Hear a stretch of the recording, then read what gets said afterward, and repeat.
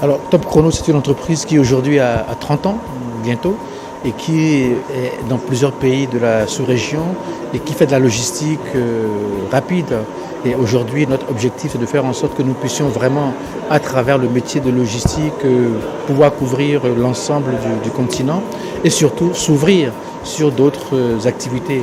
Et aujourd'hui, Top Chrono, dans son élan d'expansion, cette mise en partenariat avec des opérateurs français et nous sauvons des vies à travers le transport d'organes humains, de cellules souches, de virus. Et pendant la période du Covid, je peux vous dire que Transporteo, qui est un partenaire de Top Chrono, a transporté pendant très très longtemps et en grande quantité les vaccins Pfizer et Moderna, tout ce qui est vaccin ARN messager. Voilà un peu ce que Top Chrono fait aujourd'hui.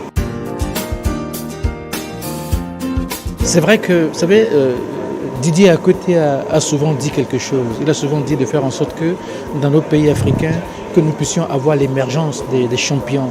Et c'est vrai qu'il faut absolument que nous travaillions. Et ça, il faut que les pouvoirs publics jouent un rôle important.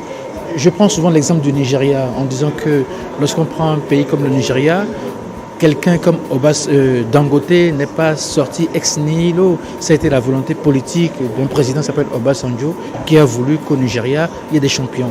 Eh bien, dans nos pays africains, nous devons travailler à faire en sorte que dans chaque domaine d'activité économique, qu'ils puissent avoir des champions.